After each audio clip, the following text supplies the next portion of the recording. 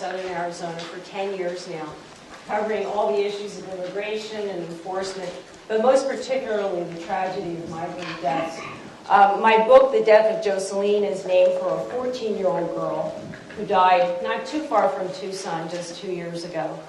And since Jocelyn died 2 years ago, the deaths have only gone up. In fact, this past year, some of you may not know this, we've had a record number of migrant bodies found, 253. That's the second worst year ever. Starting our new fiscal year in October, we've already had 16 bodies found. That's twice the number last year. And as of last Monday, when a woman was found on a trail near Aravaca, pretty close to the border, our total of bodies found in the last 10 years is 2,120. That's only the bodies that we found. But I was never in the presence of the remains until this summer, when I stepped into the Pima County morgue. The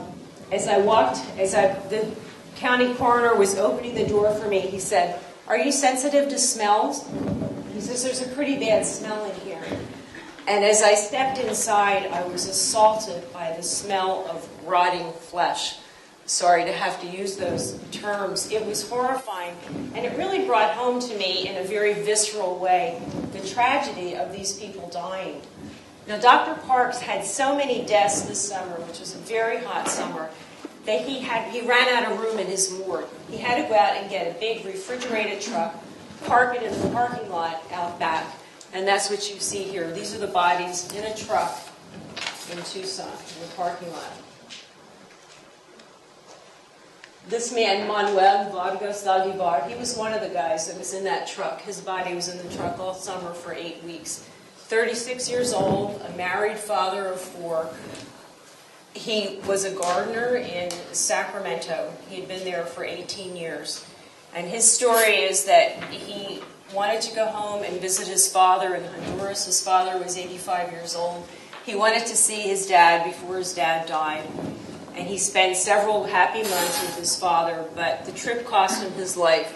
On his way back to California, he came through Arizona, and he died out on the Tohono O'odham Reservation.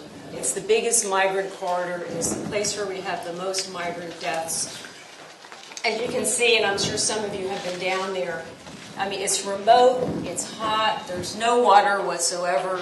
It's sparsely populated. When people go out there, and many of them are traveling through there, their chances of death go up because nobody can find them if they're in danger. Now, since I wrote my book, I've been traveling around the country giving some talks, and everybody asks me the same question at the end of, these are horrible stories. No matter where you stand on the politics of immigration, I think we can all agree that it's a tragedy that people are dying in the desert.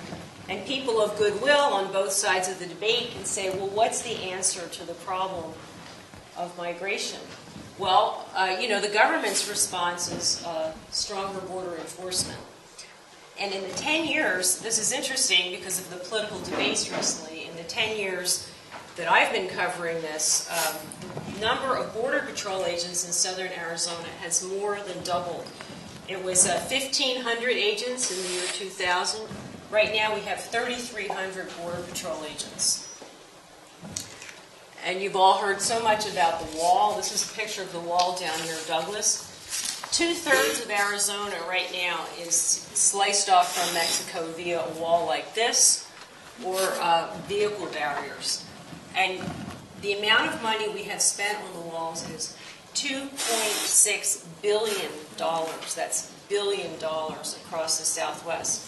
Now, it's true that immigration is down the last couple of years. I suspect it's primarily because of the economy, because people are coming up here for jobs and for no other reason. But we have to look at the numbers. Immigration was way up in the year 2000, well under 600,000 arrests in the Tucson sector. Now we're down to less than half that. Last year we had 250,000 arrests. And the arrests are the only gauge we have for figuring out how many people are coming. It's the only definite number that we have. The trouble is, the reason that the deaths are going, the immigrant numbers are going down, but the deaths are going up. The absolute risk of death for an individual is skyrocketing. And that's partly because with all the border enforcement, people like Manuel, people like the little girl Jocelyn that I wrote about, are traveling through more remote areas where their risks are a lot worse. It's just more dangerous out in the wilderness, and so it's more dangerous for each individual going through. So, but you're probably wondering why I'm going on so long about these deaths, because this is a forum all about optimism. So,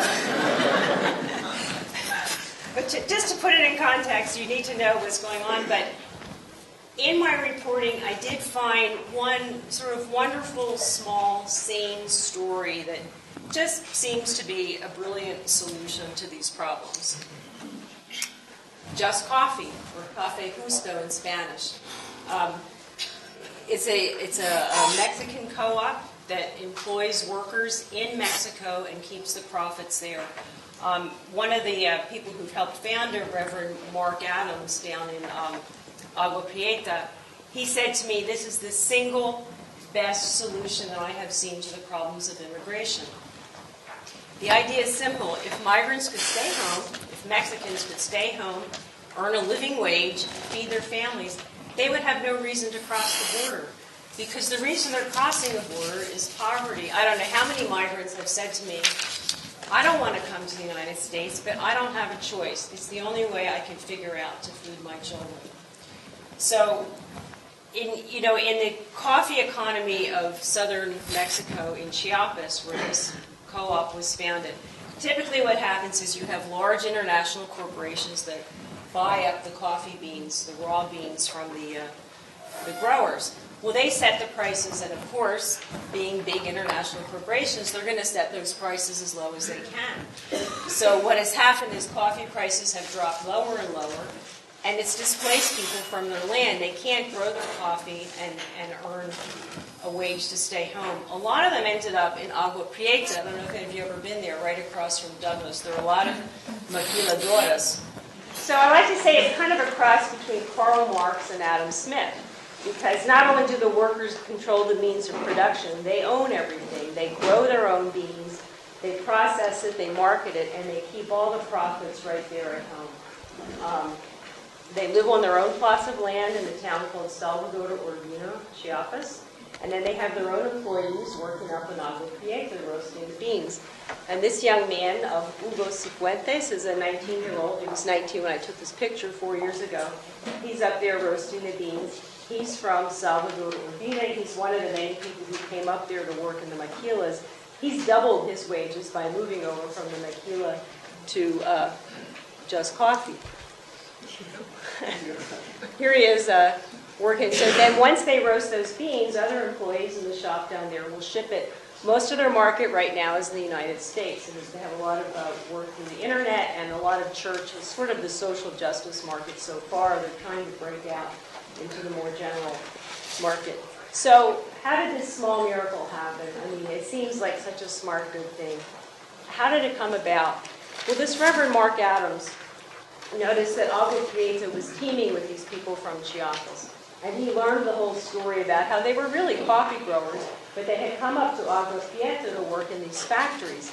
But then, as some of you probably know, in the early 2000s, a lot of the maquilas started closing because the owners found that they could hire even cheaper workers in Southeast Asia. So a lot of the maquilas closed, and here are all these thousands of people from Chiapas, pretty much stranded in Agua Prieta, 2,000 miles from home. So what do you think they did? I mean, they did what an economist would call a rational choice. They went over the wall to work into the United States. And one of Reverend Adams' parishioners was one of the people who did that. His name was Eduardo Perez Verdugo, and he tried it. He went over the wall. He fell. He hurt his leg. He got caught by the Border Patrol. He says the Border Patrol kicked him in the head, dragged himself back over the border, or he was placed back by the Border Patrol, dragged himself to church that Sunday, and his minister said, "What happened to you?" And he was in despair, and he said, you know, to leave our land is to suffer. If only we could just do something with our coffee ourselves. And so that comment by Eduardo is what triggered the idea. So Reverend Adams and another man, a deacon in the parish, also from Chiapas, a coffee grower, they kind of brainstormed the idea, how could they help the workers take control of their own product? So they came up with this idea of a co-op. They knew that in Chiapas people knew how to grow coffee. So with a couple of other organizers, they drove 2,100 miles down to Salvador Urbina with this big plan. Okay, here's how beautiful it is. Quite different from the landscape around Agua Prieta. 1,300 miles up, right on the border with Guatemala. That's a volcano El Tacoma. So they drove down there, and, it was kind of a hard sell to the villagers. They're saying, let's try something completely different. And there was this gringo minister, but it really helped that Daniel Cifuentes was from the town, and he happens to be one of 14 brothers and sisters. So there were a lot of Cifuenteses who signed on to the project. This is in 2002, so 25 families joined up.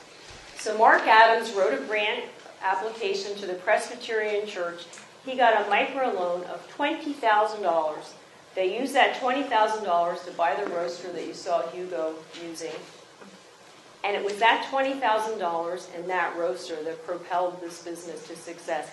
That small amount of money was enough to propel all those people out of poverty.